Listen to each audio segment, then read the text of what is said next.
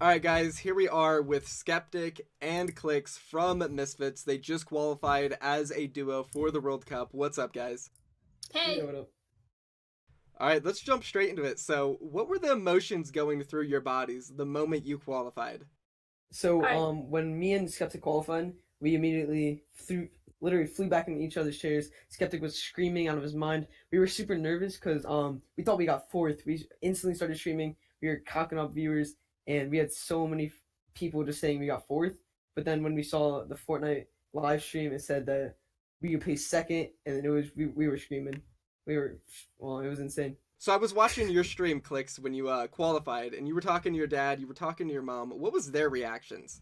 So their reactions were absolutely nuts. My dad been supporting me for a super long time, and my mom also supported me. They haven't. I don't think it sank into them that I won $60,000 with Griffin, but they're excited for me. They're talking about schooling right now and like other stuff like that, and hopefully the growth keeps on going for my YouTube and for all my socials. What about you, Skeptic? How did your family react to it? My dad was messaging me every single minute that I was on the top. He was messaging me like the placements and everything. So he told me he was refreshing the page on the Fortnite for the standings ever every 2 minutes, and at the end he was like crying in happiness. And my mom, I was on call with her on the stream actually. She was really happy. That's awesome, man. I mean, just being so young, it's crazy. I mean, how do you guys feel at this age, being able to go to the World Cup? You have thousands of followers. What does it feel like? It's amazing. It really is. Yeah, I it still haven't sank into me that like what me and Griffin did, like $60,000 for a 14-year-olds, and like we could get to visit a $30 million tournament. It's absolutely insane. Talking about that tournament, how do you guys think you'll do? Are you going to prepare really hard for it? Oh, we're gonna get Oh number yeah. one. We're Oh, gonna get number one. I mean, we're gonna try to get number one, but Come I on, think man, yeah, dude. we're gonna definitely practice a lot. So, did you guys expect to qualify in the first Very Duos tournament? Oh So, no, no way. yeah, we didn't think we were. We had literally no practice. Like I said before, I got home at 3:50 p.m. So 10 minutes to warm up, and then somehow we just cracked it up and got second in the whole entire world, or in hmm an ace. That's absolutely insane. And you told me you were only a duo for a month, right? Yeah, Yeah. only a month. So, looking forward to the World Cup. I mean, there's going to be so many good players from all over the world. But do you feel like you do have an advantage over a lot of them, especially the ones coming from like Asia, Oceania? Yeah, I feel like we do have a really good advantage since our game sense and our knowledge for going kills, our landing spot is perfectly on point, and if we keep it up with what we're doing, I'm pretty sure we're gonna place high in the recent events. Yeah, 100%. So let's talk about some other duos that might qualify through NA East. Who are you guys like looking at that might be some of the top dog? Because a lot of them I actually think haven't qualified yet, like Tifu, the Ghost guys, and stuff. yeah. So I have money that Fiber and Neferix will definitely qualify, the Liquid guys.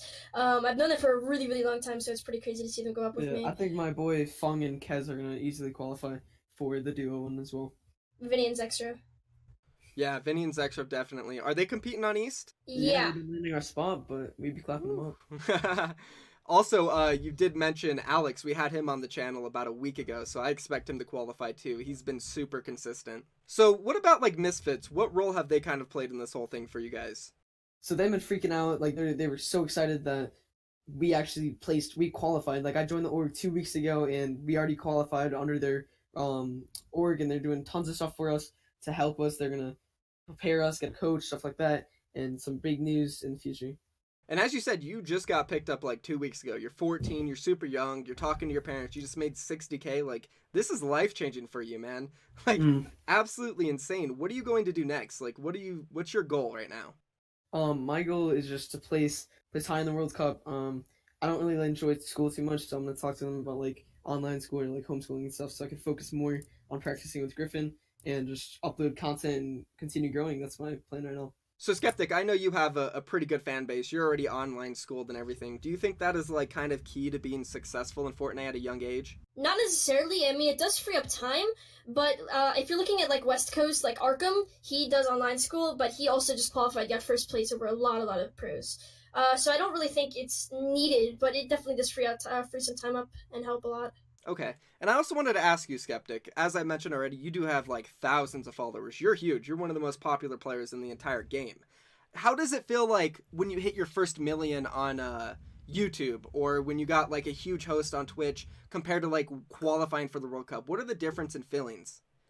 Okay, so honestly, the 1 million and 100K, I knew it was coming, so it wasn't like that crazy. I mean, I was still excited, obviously. It was an amazing feeling, amazing milestone. But I wasn't like freaking, jumping out of my chair and like breaking monitors and stuff.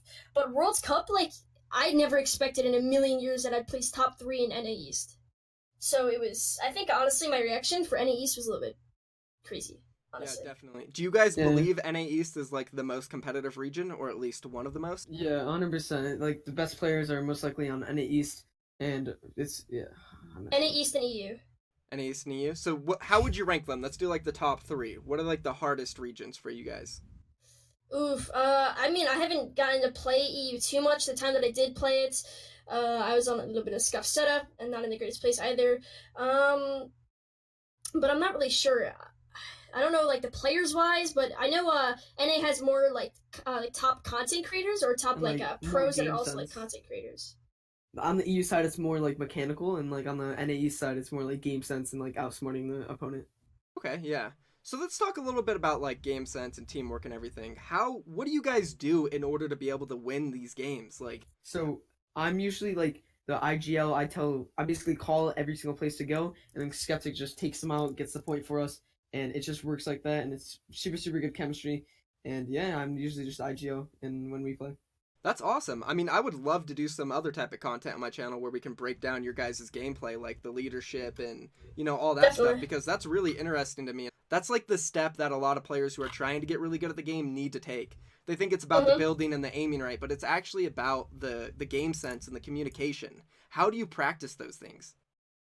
A lot of custom games you could do 2v2s in creative. Those definitely help to practice your communications. I think one of the main things in a Fortnite when it comes down to like game sense is how to take height. Yeah, for me personally, I usually always call height endgame, and one of my tips is you guys need to be able to take one fight out and get mobility. If you guys do not have mobility endgame, you guys won't be able to win the game. Because every single game that we had mobility, me and Griffin, we won the whole entire game. And games that we didn't have mobility, we lost the game. All right, guys, you heard it there first. If you want to improve at the game, especially late game, you need mobility. So let's ask a few final questions. I want to know, when you guys were competing yesterday and it was coming near the end, did you know that you actually had a chance to make it? Yeah, so basically what happened was our first few games were not that good.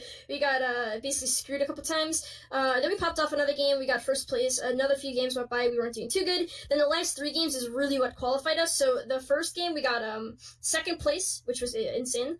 The next game after that we got first place, and then we got first place again. Wow, so you guys were basically in the clutch. You were thinking, Yeah. if we don't pop off in these next three games, it's over, right? And Yeah, it I was just I was happened. calming Griffin down. He was freaking out a little bit, and we went for kills because we knew that if we didn't go for kills, we weren't gonna be able to go anywhere. So we W keyed a lot of people and got around 15 kills and a win. So that's 25 points, and that increased us a lot on the leaderboard. Yeah, the last game, like especially like when we were fighting some people, we were like, okay, if we win this game, we're gonna qualify. We're gonna Yeah, we qualify. were We're gonna get like shaking. 60,000 richer. I even tweeted out that I was shaking. It's my last game, and if we scuff this game, we wouldn't be able to qualify, and it would be so depressed. Was that one of those like last minute games too, where you were hoping for the queue to pop up? Because I know that happened to a No, lot of teams. No, no, it so what wasn't. our strategy was because okay, so basically when people usually queue up at like a 9:30, they W key everybody, they get their games over with, and then they queue around like 9 o'clock, or the end of the tournament, and then play that game out. So what we did was we didn't actually W key people that last game, and we got it so there was like 5 people, like fourth circle. Yeah, it was super easy. So when you were W king people, how much did you actually change in your strategy? Did you go to a different landing spot or anything? No. So our strategy is we went tilted for the first five games, and then we went Viking for the second 5 games. So because at the last 5 games, people are trying to get kills since they have extra games, so they just go for kills and they go tilted, and that's the reason why we go Viking at that moment. But for the first 5 games, no one goes there. It's free loot, free mobility, and we just pop off after that. So what do you think prepared you to be able to actually win the World Cup qualifier? So obviously practicing with Griffin, doing edit courses, stuff like that, game sense, but also CS:GO helped me out a lot with reaction time and like just getting my mind in the right position, so I won't like freak out, stuff like that, and like aim as well. Ton helps a ton. Like I probably spent only 3 hours a day on Fortnite and like 3 hours or 4 hours on CS:GO because they're both like the same exact mechanical and aim games, same exact thing. That I've both since on both games. Wow, that's actually crazy. That's something I haven't heard from many people, like playing other games to get better at Fortnite. Let me just ask you, Skeptic, what do you think about that? I usually don't play any other games. I usually just stick to Fortnite. But the only other like quote unquote game that I play is Kovacs. I just practice my aim a lot, a lot, a lot.